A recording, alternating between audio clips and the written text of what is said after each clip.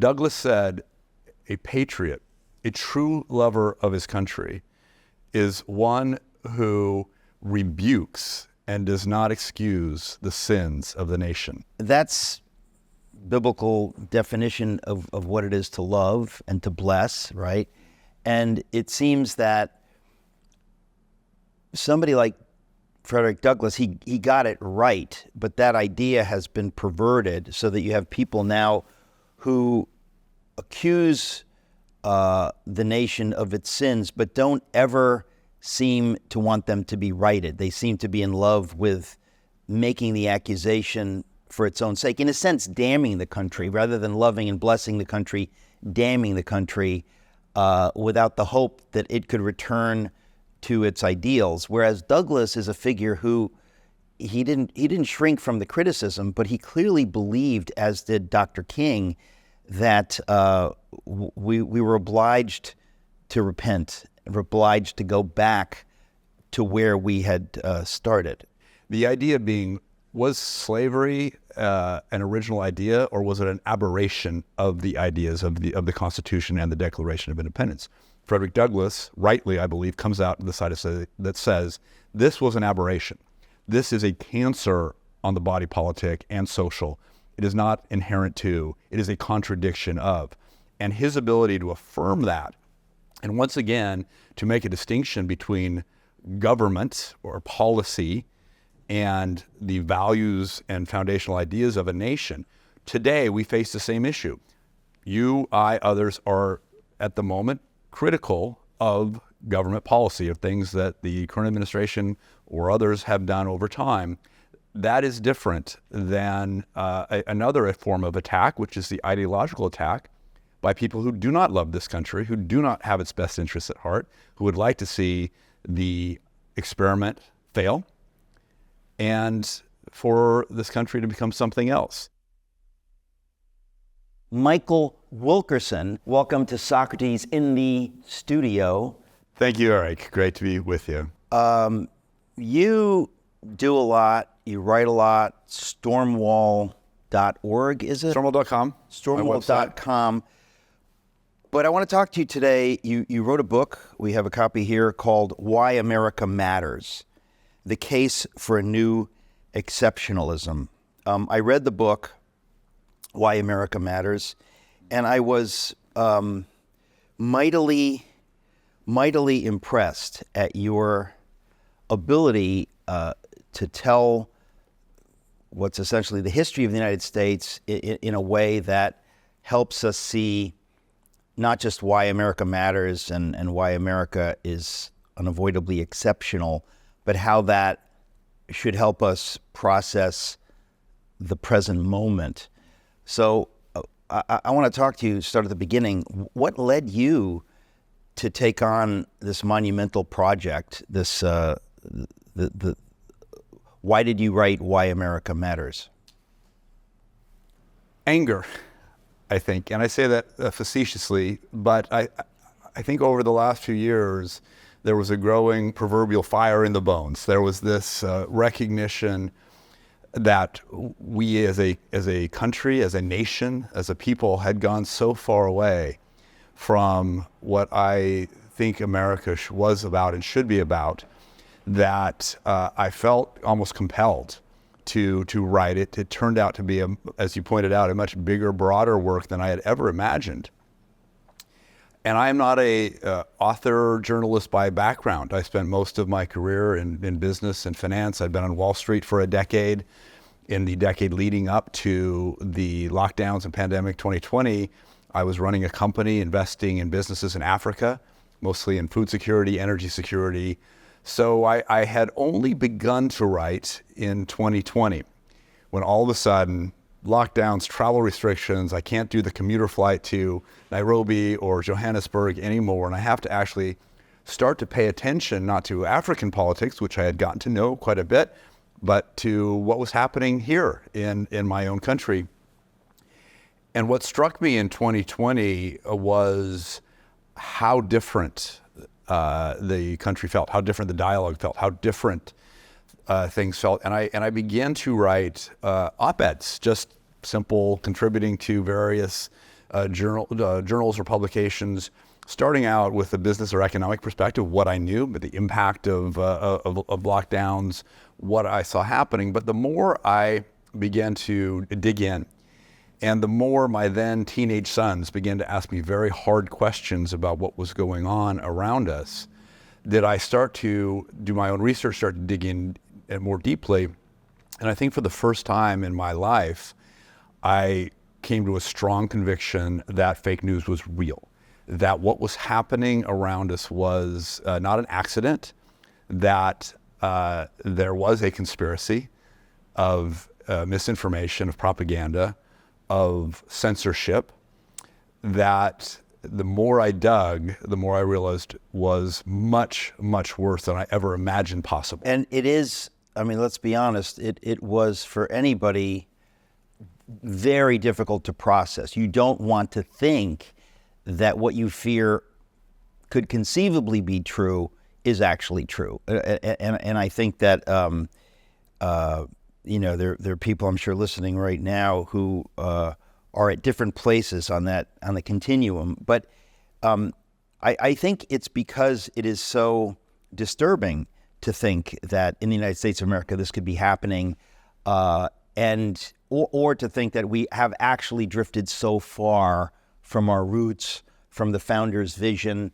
Because, the question why America matters, you're presupposing that there is such a thing as America, that there is an idea, that it's not, in other words, if there weren't this ideal of America, then why America? You couldn't ask the question why America matters. So you have to ask what is America to understand, you have to ask what is America to understand. Is there such a thing as America? And that's really what you do in the book. I mean, the first part of the book is the history, and it really is just so beautifully done.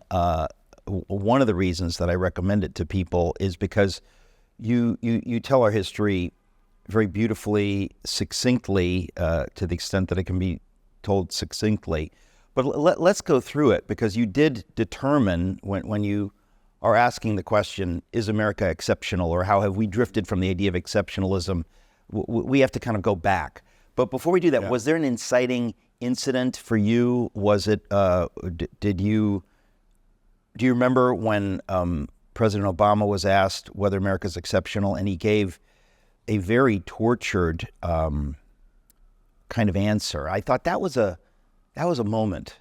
That was a big deal. That was a milestone in America, to have the American president unable clearly to say, yes, we are exceptional, here's why. Did that hit you at the time, or did it hit you more recently? It hit me at the time, and then I moved on because I was busy with other things. And it was interesting, even President Trump, as candidate Trump in 2016, didn't necessarily embrace the idea. He kind of said, well, I never really liked the term. And from candidate Trump to President Trump, and certainly by his fourth year of his first term, it shifted quite a bit, where he was embracing the idea that no. And I think part of what was happening for him and for me, making a distinction between the United States as a country, as a nation state, and America as a nation, as a people, as an idea, as you said. And what fascinated me about talking about why America matters and the idea of exceptionalism was the idea that America is a special place. It goes all the way back to the very first generation of settlers, the Puritans, the Pilgrims, and others, and John Winthrop, who was the captain of the ship that came over starting the Massachusetts Bay Colony Company, basically expressed this idea that whatever we're doing, and we don't know what it is yet, the eyes of the world are upon us, because we're trying to create something new that hasn't existed before, a place of religious freedom, of political freedom. And he quoted Jesus to say, we can be as a city on a hill, a shining example. But if we fail, the eyes of the world are also upon us, and we will be a byword, a mockery among the nations of the world. And that theme is something, as a metaphor, the city on a hill, that I open the book with and start and talk about how all the way from Kennedy to Reagan and then eventually to President Trump embraced this idea that we are a city on a hill, that there is something extraordinary about the history of America. And you can talk about, let's say, exceptionalism in the sense that the largest country in the world, all the natural resources, it is that, but it's so much more. It goes to the foundational ideas that were unique or at least unpracticed at the time, unprecedented. I don't think we want to leave people with the idea that this was all settled, until recent times. In other words, that you can go back in our own history and you can trace, whether it was whether people were identifying as Americans with with Jamestown or with Plymouth or with the Boston Bay. You see that, and nobody saw more clearly the exceptionalism of America than President Lincoln. We're sitting in a room here surrounded by Lincoln memorabilia. Lincoln, and I wrote about this in my book, If You Can Keep It, but he really dramatically understood this idea.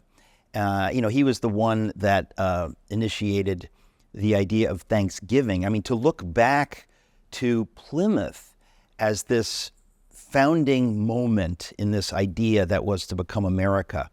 And so you have that working its way through our history. And of course, we've had people that have gotten it and not gotten it. But Lincoln, to me, is a really, really key figure. But of course, the idea of American exceptionalism and America on the founders' model really basically held sway. I mean, you have obviously Reagan making his point about it, but it's what caused you to write the book, of course, is that it's come under particular attack in recent years, and I want to talk about that. But I also want to talk about your telling of the history, because it's really like Why America Matters: The Case for a New Exceptionalism. It's really two books. The first book is the history, and then you go on. But I love your telling of it. Can we dilate for a minute on some of the moments? Yeah, and so you said a number of things that really caught my attention. Is that one of the things that began to happen around the first half of the 19th century was this realization that an identity was coalescing around Puritan New England, around the ideals that had come out of that. There has always been a tension in American history, let's call it, between the Puritan founding and, you alluded to it, the Jamestown founding of 1619, which was purely commercial, it was purely about the slave trade and commerce, where what was happening in New England was about religious liberty. It was about leaving a place of political persecution, of economic depression and all sorts of things, of wars, religious persecution. The Pilgrims have been wandering around to the Netherlands and everywhere else trying to find a place to be able to practice freely. And even, you mentioned the era of Lincoln, so by the time of the Civil War, one of the most fascinating characters that I really discovered as I was researching Why America Matters was Frederick Douglass. This gentleman, born a slave, taught himself to read, escaped, freed, went north, and eventually becomes this prophetic voice to America. A man who, as a young man, was angry at the country, rightly so, because of the injustice done to him, but eventually becomes a true patriot, someone who was, as he read and discovered the ideals of the country, the foundational ideas, the ideas embedded in the Declaration of Independence, that all men were created equal and endowed with unalienable God-given rights that could not be taken away or abridged by any government. Frederick Douglass begins to speak in the 1830s, that's a little early, 1840s, 1850s, about the coming catastrophe and identifying slavery as the issue that would eventually come right, because in God's eternal justice, it could not stand. It was immoral. And if there were a God in heaven, then slavery would have to be righted. But the danger was that it was only going to be righted through bloodshed. Douglass said, a patriot, a true lover of his country, is one who rebukes and does not excuse the sins of the nation. I turned right to the page when you were talking. I remember that you begin the book with I might have a number. misquoted it. Maybe you can read Well, it no, better. you begin the book with a number of epigrams, one by Tocqueville, one Montesquieu, the book of Proverbs, and then Frederick Douglass. No, you quoted it correctly. You said, he is the lover of his country who rebukes and does not excuse its sins. That's biblical definition of what it is to love and to bless, right? And it seems that somebody like Frederick Douglass, he got it right, but that idea has been perverted so that you have people now who accuse the nation of its sins, but don't ever seem to want them to be righted. They seem to be in love with making the accusation for its own sake, in a sense, damning the country rather than loving and blessing the country, damning the country without the hope that it could return to its ideals. Whereas Douglass is a figure who he didn't shrink from the criticism, but he clearly believed, as did Dr. King, that we were obliged to repent, obliged to go back to where we had started. The idea being, was slavery an original idea, or was it an aberration of the ideas of the Constitution and the Declaration of Independence? Frederick Douglass, rightly, I believe, comes out to the side that says this was an aberration. This is a cancer on the body politic and social. It is not inherent to, it is a contradiction of. And his ability to affirm that, and once again, to make a distinction between government or policy and the values and foundational ideas of a nation. Today, we face the same issue.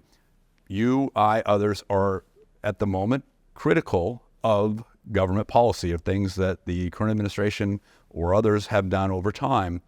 That is different than another form of attack, which is the ideological attack by people who do not love this country, who do not have its best interests at heart, who would like to see the experiment fail, and for this country to become something else. There's differences in motivation, differences in approach, but I would say that part of it has been, part of the attack has been to confuse the ideas of, is patriotism even a good thing? Is nationalism a good thing? Is it okay to love your country?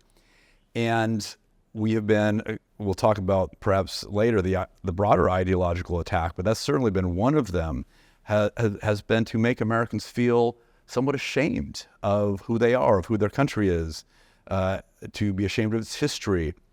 Now, it's hard to be proud of your history if you actually don't know it. And one of the problems I identify in this book is that we're in this massive generational shift where, starting with the millennials, but especially then as you go to Gen Z and younger, that they are simply not being taught their own history. They're not being taught civics. If they're being taught a history of America, it is a completely distorted view. They're not being told the truth. They're being taught a propagandized version based on postmodernism, based on critical theory, and Marxism, an underlying desire to undermine the foundations of our nation. Right, and your argument is not just that it's an alternative vision of what America is and has been, but it's actually genuinely wrong. And so the first part of your book, you tell the true story, in a sense, of America and of why that would lead us to think that there is such a thing as America, why there's an ideal, and why it actually matters, why we shouldn't burn it down, but why we should restore it to the original vision. So let's go a little bit through the history. I mean, you started with Winthrop in the 17th century, but talk us a little bit through the history. And I know you write about Jackson at some point, but what are some of the high points? And slow me down if I'm going too fast as a question, because I know we have a limited amount of time. There's a lot of content in here, but what I would say is that think about, so we start with that Puritan era, Winthrop, this is 1600s, New England. There's also some settlements in Virginia and elsewhere, as we've talked about. And over the next 100 years, you see a real development of the states with individual identities growing. And then something interesting happens in the mid-1700s, the 18th century, something we call now the Great Awakening. Well, there's this, for the next generation that hadn't come to America, they're now second or third generation. They had lost a little bit of that religious motivation and fervor, But then there's the so-called Great Awakening, this massive revival and reflection of the importance of religion in public life. And all of these commentators, you mentioned Tocqueville, but others, German, Charles Dickens from the UK, who would come, and common thread for all of them is this amazement at how important religion and faith was in public life. Because it wasn't the case in Europe, and they noticed it. It was no longer. And because religion was established in Europe, they weren't used to seeing it run free. And to see it run free, I mean, Tocqueville marveled at it. They all marvel at it because it is pretty distinctly American. So you have that. You have the Great Awakening, the spiritual revival, at the same moment where in Europe, all the ideals of the Enlightenment are really coming into fruition, into maturity. And those ideals are making their way across the pond, across the Atlantic. And those ideals in the Enlightenment had to do with things like the idea of liberty, the ideas that individuals had rights, that sovereignty was vested not in a monarch, not in the political power, but in the people. In Europe, those ideas did not mix very well. The French Revolution, contemporaneous with ours, was extremely bloody. The battle between republicanism and monarchy and history, including religion, was to sever any ties with religion. But that doesn't happen in America. Something different happens. Somehow there's this beautiful harmony between the Enlightenment ideals, Scottish, European, continental European or otherwise, with American religious fervor. And I think we have to, say it clearly. It's because of religious liberty in America, because there was no established church. I mean, if you have an established Catholic Church in France, you can understand why people who hated the monarchy saw the monarchy as wedded to the establishment church. It was a source of power. It was an institution, whereas in the United States, there was no such thing. There was no established church. It was absolutely free. And it was men like Thomas Jefferson, not an Orthodox Christian by any sense, a deist, one who believed in some sort of God, but who was the one who said, it's one of the things I talked about in the book is that we've twisted Jefferson now to say that he says separation of church and state, meaning we have to keep the church out of the state, religion out of politics. That is not at all what he said. It's not at all what he meant. I mean, it's literally the opposite of what he, opposite. Which is a shocking thing.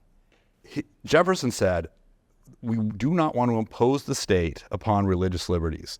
We don't want the state in the churches financially supporting them, ordaining or appointing ministers. The idea was to ensure that minority religions, Christian religions, would flourish without the heavy hand of the state, which we'd seen in continental Europe.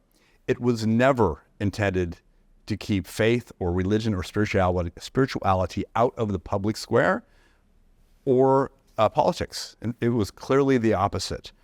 And in the 20th century, through the Supreme Court and other processes, that has been, as you said, completely inverted to mean the opposite of what it was intended to mean.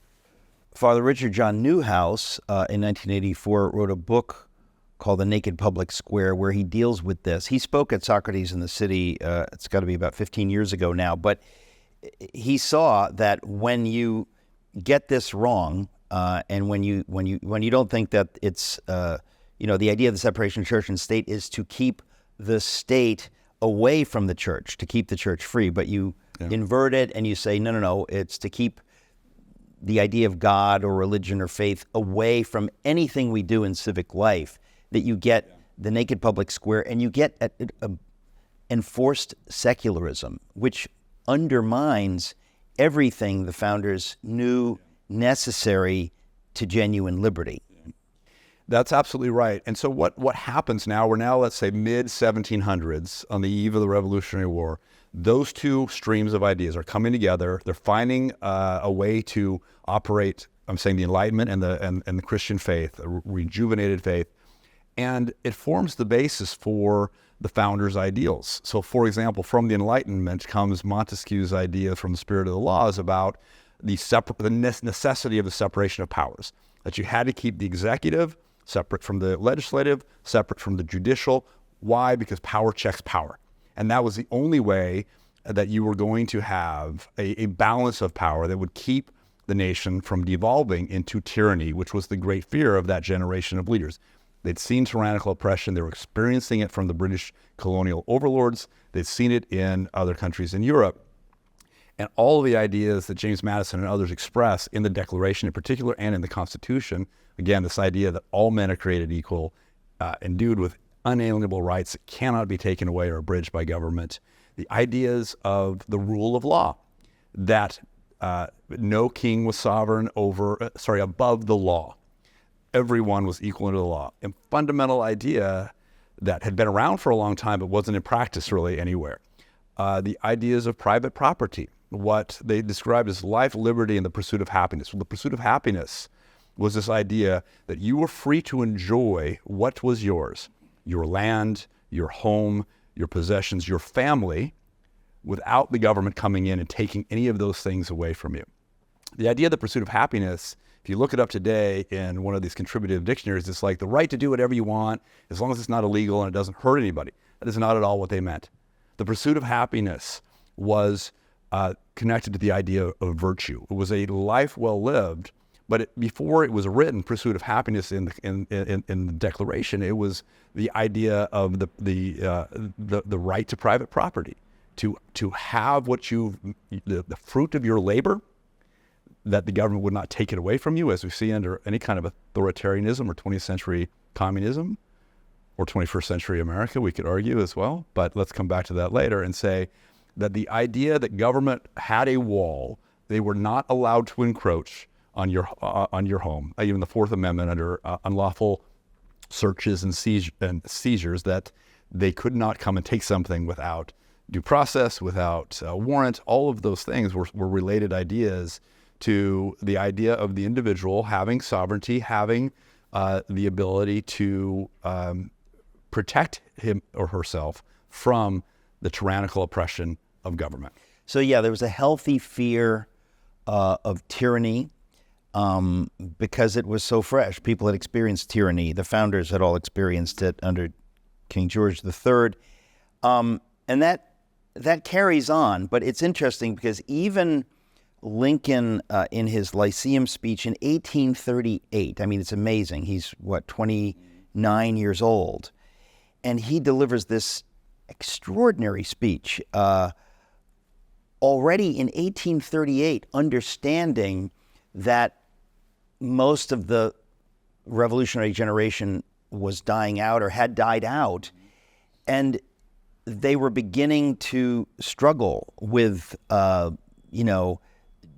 because they hadn't lived through it with these ideas. And he felt the need, again, in 1838, a very long time before he becomes president, to try to reestablish what is America. And he's writing in 1838 about American exceptionalism and about how if we are to be destroyed, again, this is in 1838, it's amazing, that it's going to have to be by our own hand.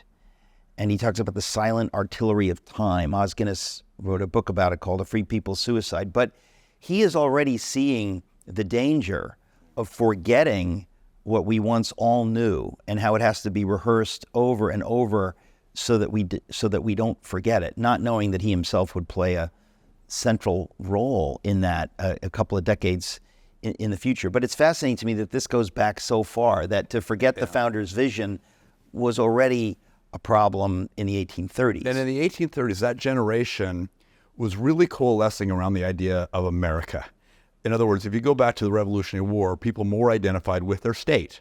I'm from Connecticut. I'm from Virginia. Wherever it was, that was the stronger identity. By Lincoln's generation, this was shifting. There was an American myth. There was a story we tell ourselves about who we are. And it was a really beautiful thing, but he could see already, and by the way, even the previous generation could see that if we can't keep the Union together, if we can't figure out a way to get these colonies very different in nature and aspirations to work together in a union, we would be prey to our foreign adversaries. They saw it during the Revolutionary War. We had the British Empire fighting the French Empire, using the Americas as a battleground, trying to claim territory, seeing the vast wealth. The Founding Fathers knew Lincoln knew if you didn't hold together the nation as a nation, as a union, that we would be overwhelmed, divided, we would fall. During the Continental Congress, when they were trying to figure out what is going to go in the Constitution, the states were so divided that they made a terrible compromise on the issue of slavery. They couldn't hold the center. And the compromise pleased no one, because the southern states were threatening to walk out of the Union altogether. The majority in the North decided, for that reason that I just explained, it was better to make a compromise and bring the South, keep the South in the union of the country, rather than have them walk. And so, rather than eliminate slavery altogether, which is what a lot in the North wanted, John Adams and others who were advocating, Benjamin Franklin, who wanted to get slavery explicitly banned through the Constitution, they compromised, and they didn't do it, thinking that it would die under its own weight, that it was just such an evil thing that it would go away of its own power. Well, obviously that didn't happen.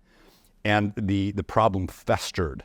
So by the time in the 1830s, when Abraham Lincoln is making that speech that you referenced, Andrew Jackson is in the White House, and he faces a crisis of South Carolina trying to set the stage to leave the Union already. It's called the nullification crisis. And they were basically created an act that said, whatever the federal government does, we can always nullify it. We can, I'm simplifying, but we can basically, state sovereignty, we can take whatever federal law we don't like and nullify it and say that the state is sovereign. Well, Jackson recognized that this was step one towards their true aim, which was to secede from the Union.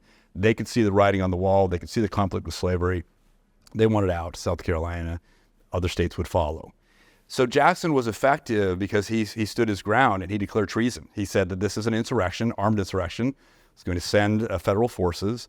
Eventually, John Calhoun was in the Senate at the time, leading this charge. He had been Jackson's vice president and betrayed him and went down this rebellious path. But Jackson stood his ground, and South Carolina backed off. So Lincoln then credited Jackson 20 years later with having at least forestalled the Civil War and given at least an opportunity for 2 decades to try to see if there was another way out other than massive bloodshed. Ultimately, it failed, but this was on the path. I mean, it is interesting to me that we're sitting in the Union League Club, founded in 1860, because of Abraham Lincoln, and because whether we could keep the Union together was a central moment. There's a lock of John Brown's hair about 18 feet from where I'm sitting. There's a lot of history here.